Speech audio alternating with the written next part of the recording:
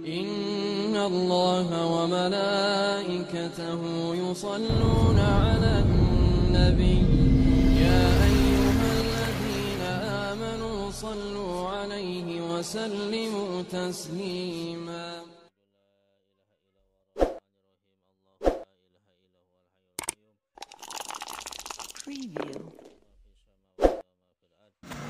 Bismillahirrahmanirrahim. Assalamualaikum warahmatullahi wabarakatuh.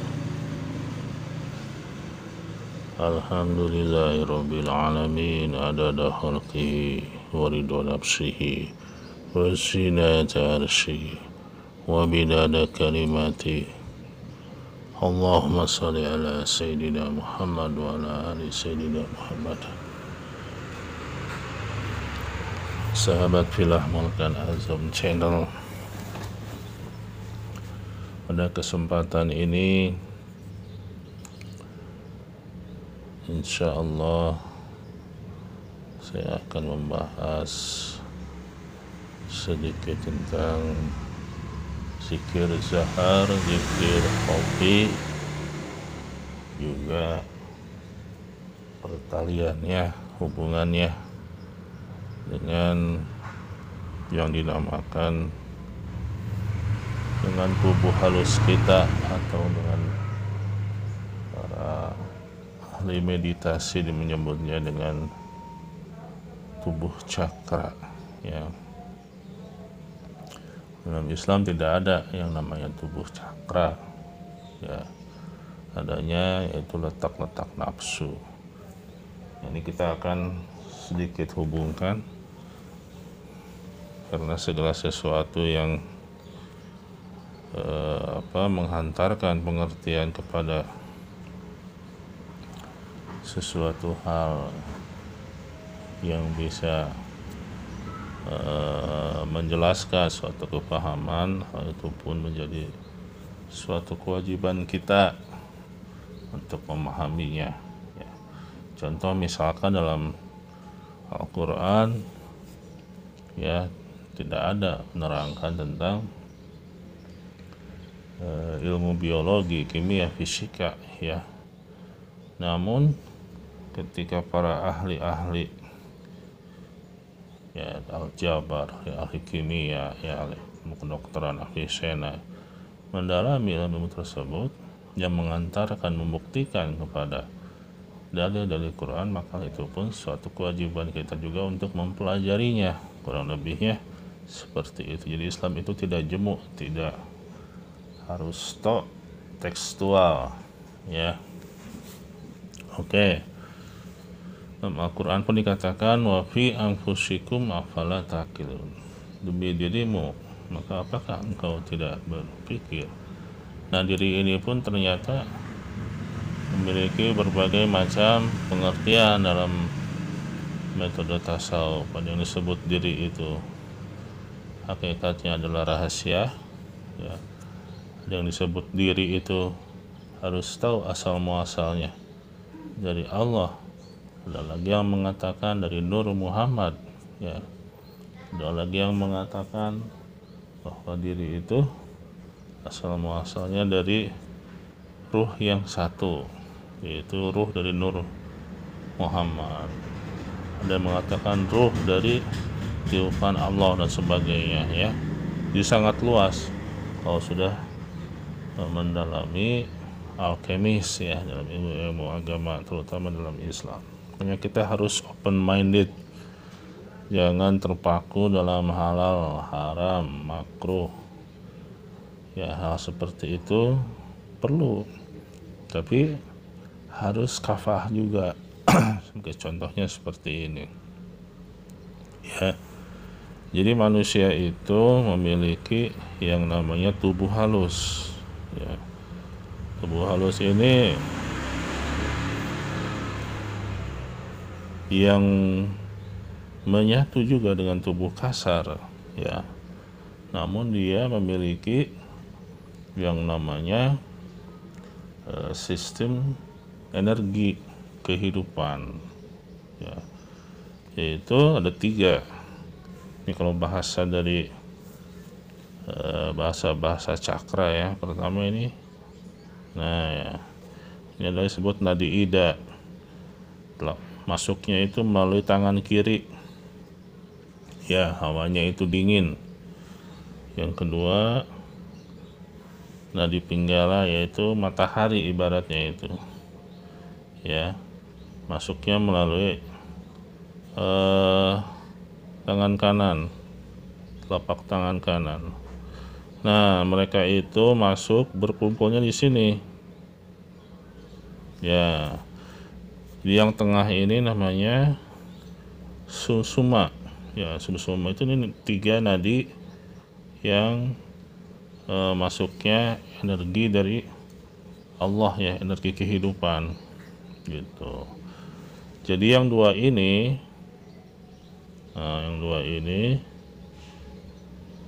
berkumpulnya itu di sini, ya, di pusar.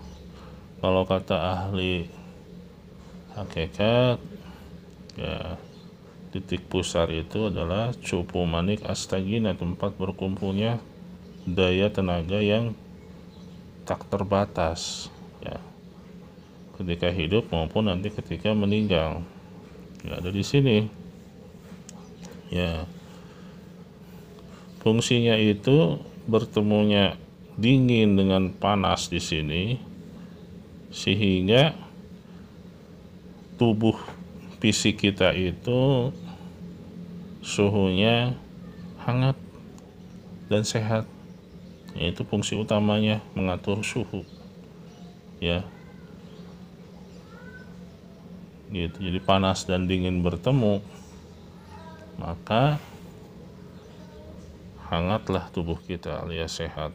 Makanya para ahli cakra itu mengembangkan keilmuan sehingga dengan cakra-cakra tersebut, ya, letak cakra ini dari cakra dasar sampai cakra mahkota diaktifkan dengan apa, kristal, ya, sehingga menyembuhkan penyakitnya dengan meditasi. Ada yang kanker, ada yang ini dan sebagainya, ya. Dan itu kita tidak bisa tutup mata, memang ada hal seperti itu, karena memang yang namanya manusia itu adalah makhluk yang energi kan tidak bisa dimusnahkan, hanya berubah bentuk. Menurut para ahli fisikawan kuantum pun demikian. Albert Einstein pun mengatakan tidak akan rusak ruh tersebut, gitu, ya. Nah, ini cakra utama itu, dan ini penyatuannya di sini, ya. Ini kurang lebih seperti itu, nggak usah kita perdalam. Nah, kebanyakan para ahli yantra itu mereka berfokus di sini, menghidupkan jalur kundalini dengan saktifat. Kalau ibaratnya itu dia dibangkitkan kundalini dasarnya di sini dari cakra bawah itu, di antara kelamin dan anus, ya, dibangkitkan energinya sampai ke cakra mahkota. Fungsinya untuk apa? Untuk segala macam, termasuk itu yang namanya penyembuhan dan doa. Ini salah satunya, ya. Lalu, ya, si cakra-cakra ini dilatih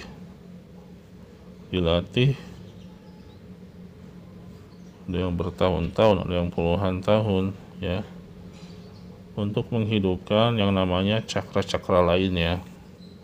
Karena dalam tubuh manusia itu menurut para yogi banyak cakra-cakra yang harus dihidupkan, ya, untuk mencapai suatu kesempurnaan sebagai manusia. Nah, tekniknya macam, ada yang meditasi, ya. Cuma masalahnya kalau meditasi itu harus di tempat-tempat yang energinya murni, ini kelemahannya. Dan di kota-kota ini energinya sudah tercemar dengan yang karbon monoksida, dioksida, ya, sehingga ya kurang efektif cara-cara dahulu tersebut. Nah, di kita itu ada zikir jahar, ya, zikir jahar, zikir khafi, ya, sebagaimana yang telah dijelaskan sebelumnya. Zikir jahar itu berawalnya itu dari pusar, ya, dari pusar.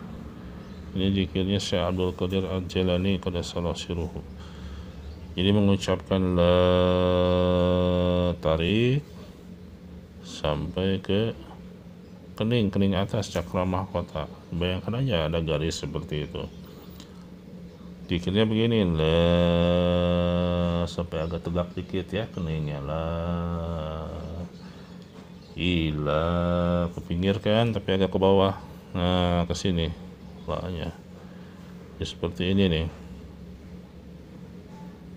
La ilaha illallah. Ya. Nah, jika seperti ini,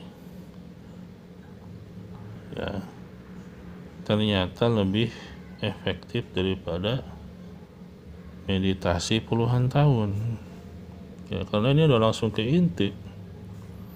Dimana di sini ada cepu manik astagina, itu berkumpulnya energi dari nadi ida nadi pinyala, dingin dan panas menjadi hangat, langsung ditarik langsung ke atas cakra mahkota. Cakra mahkota ini ada disebut juga jalur antahkarana. Antahkarana itu jalur rohani yang sangat jarang dibahas oleh para yogis. Karena apa? Untuk menghidupkan cakra mahkota tersebut, dia harus menghidupkan dulu ininya dari bawah, dari kundalininya, cakra anu, baru sampai ke sini. Bisa puluhan tahun, ya. Itu makanya dia disaktifat sama yang sudah bangkit jalur kundalininya, sehingga langsung melatihnya. Tapi melatihnya pun harus di tempat yang murni, nggak bisa sembarangan. Nah, ini bedanya kalimat suci la ilaha illallah, dan di sini pun ada letak nafsu dan juga kadar keimanan kita di sini langsung membersihkan seluruh tubuh kita. Nah, bisa dirasakan, ya. Nah, disinilah yang disebut dengan zikir jahar, la ilaha illallah. Ya, bacakan saja 33, ya. La ilaha illallah, maksimal sampai 165, ya. Kalau mau mencari mursyid yang ngebimbing, boleh lebih bagus lagi. Nah, ternyata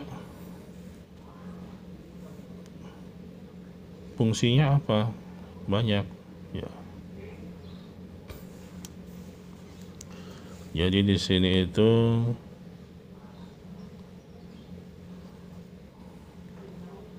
ada latifatul qalbi, ya, yang berhubungan dengan jantung. Ada latifatul sir yang berhubungan dengan rahasia. Ada latifatul khafi yang berhubungan dengan limpa jasmani, ya. Ada latifatul roh yang berhubungan dengan robul jasmani. Ada juga dengan latifatul akhfa yang berhubungan dengan empedu pinggang. Ada latifatul nafsi, ya, berhubungan dengan batin otak. Ada latifatul kulli jasad yang berhubungan dengan seluruh jasad, ya. Jadi itulah yang disebut dengan latifah dalam diri manusia. Ya. Apa fungsi latifah ini? Jika dihubungkan dengan rasa, ya, atau kemarin itu kan dihubungkan dengan lidah, ya. Lidah itu punya kemampuan merasakan yang tiada dirasa, ya. Contohnya jika lidah itu dihubungkan dengan Abdul Dzikri yang tadi, ya. Lalu misalkan Allah aktifkan, ya. Nah, ini yang ketiga aja. Allah itu diaktifkan latifatul sir atau rasa. Ya, maka minimalnya kita itu hati kita oleh Allah bisa mengetahui mana makanan minuman yang haram yang hendak disajikan kepada kita. Ini patokan awalnya. Karena manusia itu punya sensor indrawi di luar itu, di luar jasadnya. Ya, bisa berbentuk firasat, bisa berbentuk getaran, ya. Nah, ini akan hidup salah satunya misalkan. Atau ketika seseorang itu akan mati 4 bulan lagi, maka latifatul ruh yang berhubungan dengan nomor 2 ini aktif, ya. Dia memberikan sinyal, ya, memberikan sinyal. Salah satunya itu lidah kita. Nanti lidah kita itu akan menekuk, ya, menekuk ke langit-langit. Biasanya kan tuh ada rasa geli. Nah, nanti langit-langit pun nggak ada rasa geli. Itu kalau udah 120 hari waktu kita. Begitupun nanti ketika udah 40 hari, tinggal 1 minggu lagi, tinggal 3 hari lagi, tinggal 1 hari, ada tanda-tanda tertentu. Nah, ini menjadi aktif, ya. Lalu ada latifatul qulu jasad. Latifatul qulu jasad ini contohnya seperti kita itu menerima telegram, ya, menerima pesan dari apa yang telah Allah takdirkan kepada kita. Contoh misalkan gini, kita itu mau menerima uang 1 juta menjadi hak kita, milik kita. Maka kalau kata orang Jawa itu suka ada kedutannya, berkerut, bergetar-getar. Biasanya jempol kiri terima uang, kalau jempol kanan itu mengeluarkan uang. Contohnya seperti itu. Dan banyak lagi, ya, keajaiban-keajaiban lainnya yang Allah anugerahkan kepada manusia. Seiring dengan keikhlasannya, seiring dengan tingkat ketakwaannya, amaliyahnya pada Allah dan Rasulullah SAW, melaksanakan perintahnya, menjauhi larangannya. Dan itu mulai terbukanya itu ya di saat bulan Ramadan ini, ya. Hanya ini manfaatkan momen-momen tersebut, ya, gitu. Karena sesungguhnya sir dari rasa itu, ya, tubuh manusia itu tempat merasakan segala sifat, segala af'al, dan segala sesuatu yang berkaitan dengan Allah Subhanahu wa Ta'ala di alam dunia ini, ya. Jadi mustahil apabila manusia itu hanya bisa ibadah sesuai kemampuannya sendiri, nggak bisa. Untuk hidup, untuk ini pun dia itu harus, ya, meminta, memohon untuk beribadah kepada Allah. La haula wala quwata illa billahil aliyil. Lalu fungsi-fungsi lainnya apa lagi? Dari la ilaha banyak, nanti ada dari la ilaha ini fungsi lainnya, yaitu ketika diri batang tubuh yang berupa alif ya masuk ke dalam lam jalalah, itu nanti bisa bangkit yang namanya perlindungan tubuh ya dari segala macam kejahatan manusia ya, ada perlindungan tubuh dari Allah. Juga di lam jalalah ini pun apabila kita tuliskan ya, bisa juga untuk nantinya itu penglaris jualan ya, itu nanti kedepannya ya, karena nggak sembarangan orang membukakan hal tersebut ya. Itu saja kurang lebihnya untuk kajian Ramadan saat ini. Semoga Allah Subhanahu wa Ta'ala memudahkan kita dalam mengamalkannya dan memakbulkan menerima segala hajat kita untuk dunia dan akhirat. Amin ya rabbal alamin. Subhanallah bihamdihi, subhanallah bihamdika, asyhadu an la ilaha illa anta, astaghfiruka wa atubu ilaik.